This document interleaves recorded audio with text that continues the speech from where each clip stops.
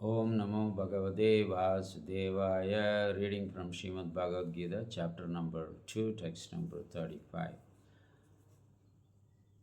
Bhayad Ranad Ubaradam Mamshande Tvam Maharata Yesham Chatvam Bahumato Bhutva Yashashilagavam. The great generals and fighters will consider they already assessed your ability to fight and win the war. Now they will consider you just ran away from the battlefield out of bhaya, fear only. That will diminish your value. So, this is Krishna's statement. Being a great archer is better to just fight, face the problem, not to run away from the problems. Most of the time, running away from the problems will not solve our problems. It will only increase. The enemies sometimes take advantage of your disappearing from the spot. It is always good to communicate. Communication is most important. When a person does not communicate, others would actually think, oh, he disappeared. He is covered. He is not actually doing his duty. He is a tricky, he is a cheater, he is a having dual face. So many accusations and allegations comes upon you. So it is always good to face the problems. So Arjuna is trying to run away from this situation.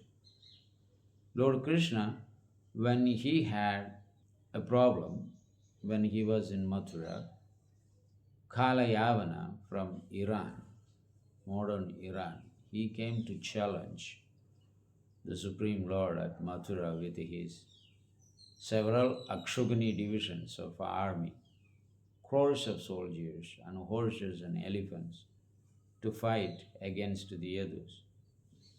So the Lord actually ran away from the battlefield, and Kalayavana began to chase the Supreme Lord, catch him. And Lord, by his internal potency, kept him 1 feet away from him. So Kalayavana always thought, in next step, I can catch this man. So in that way, Lord actually put him in illusion. Kalayavana had a benediction from Lord Shiva that he will not be killed by any weapons. So the Lord doesn't want to humiliate the benediction given by Lord Shiva, so he didn't invoke his Sudarshan, who is supernatural and beyond everyone's benediction. But because he wanted to show that or respect the benediction given by Lord Shiva, Lord didn't send his Sudarshan. So this fellow was keep chasing the Supreme Lord, and Lord always kept him, 1 foot away. And in the end, the Lord actually entered into a cave where there was a Raja Rishi sleeping. His name was Muchukunda. Muchukunda was a great king of Earth planet. Once upon a time, he dominated the entire planet. So being pleased, Indra wanted to have him in heavenly planet to fight against the demons. That time there was an interplanetary system. You can go anywhere in the universe you want to go. Up to Treta Yuga, Dwapara Yuga, yes. Now, today, Kali Yuga, no interplanetary system is allowed. Even going to another country, you need to have passport and visa. So, where you have born, that place is actually now allocated for you, allotted for you. So, basically, no international travels easily available because of passport, visa, all these things were involved. So, like that, in olden time, we had interplanetary system. Now we need passport and visa for going to all these places, heavenly planet and all. Different passports and visas. Because there is no embassy of Amaravati, Indra's capital city, or Moon's planet, or Yamarai's planet, the capital, Samyamani. So all these places, embassy is not there in India now or in our Earth planet. So practically we cannot go to any planetary system. That time it was allowed. So this gentleman, the king Muchukunda, was invited by Lord Indra, and he fought against the demons and subdued the demons. Later, Indra was pleased and wanted to give him a benediction. So Muchukunda asked him that you let me go back to the Earth planet and meet my family members. Because there is a loss of relativity, time differences. He fought for a year of heavenly planet, and yet Yuga has finished. All of his relatives were dead, gone. Nobody is there anymore. So Indra told that, dear sir, all of your family members have died because you are here for several years. So there is no relatives left out there. And he was very angry. But what can be done? Indra cannot bring anybody back to life. So he asked, instead of that, you can ask me a benediction I can give you. You please tell me, Muchukunda. The Muchukunda asked him that I want to sleep. And the benediction you shall give, anybody wake me up from the sleep, he will be burned to ashes by my glands. So Indra said, Tadastu. So Krishna all the way took this Kala Yavana there inside the cave. So once he entered the cave, the Lord's garment, he put it on this person who is sleeping. And Lord actually went behind the cave and hid there. When Kala Yavana came in, he thought, Krishna is now nicely in sound sleep. How can he actually does this? He ran away all the way, made me to run. Now he is nicely sleeping here. Because that chadar, that Angavastra was on top of that person who is sleeping. Then he began to kick that person.